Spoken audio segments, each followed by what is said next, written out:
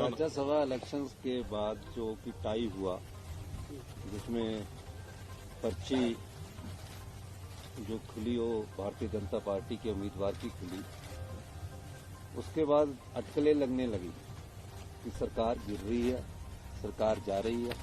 और भारतीय जनता पार्टी ने जिस प्रकार के तंत्र का प्रयोग किया वो सबके सामने है। हिमाचल की संस्कृति में इस प्रकार पहले कभी नहीं देखा गया। और दूसरी बात कि सरकार का सेशन चल रहा था, और जब सरकार का सेशन चल रहा था तो हमारा बजट फाइनेंशियल में पास होना था।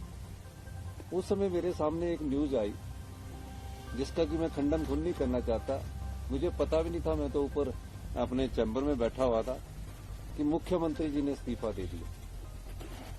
अब पता नहीं कहां से ये न्यूज आई।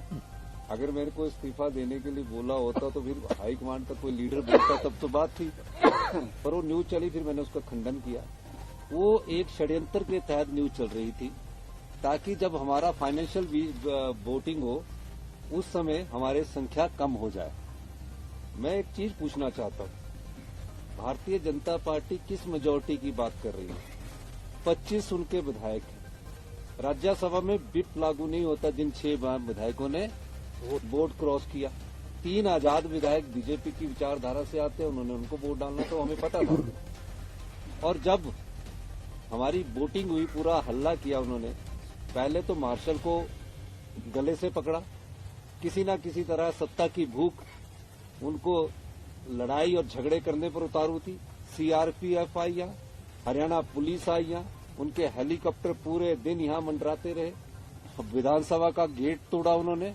और उसके बाद देखिए, हमने सिर्फ 15 विधायक को निष्कासित किया जो उनका मिसबिहेवियर था, मार्शल के साथ उन्होंने बदतमीजी की। फिर उसके बाद स्पीकर का फैसला था, हमने रेजोल्यूशन मूव किया, स्पीकर ने स्वीकार किया। उसके बाद जो 9 विधायक थे, जिसमें 6 कांग्रेस के बागी विधायक थे और 3 थे, उनको तो किसी ने निष्कासित नहीं किया गया। उनको तो अंदर बैठ के विरोध करना चाहिए था। और उन 6 विधायक तो अभी उनके खिलाफ डिस्क्वालिफिकेशन भी नहीं हुई थी, वो अंदर आ जाते तो डिस्क्वालिफिकेशन से भी बच जाते। वो क्यों नहीं आए? उनको डर था, क्योंकि वो चुरा कर विधायक लेकर अभी भी हरियाणा में ठहरे हुए। हिमाचल की जनता को ये विधायक नहीं फेस कर पाएंगे, ये मैं आज आपको कहना चाहता हूं।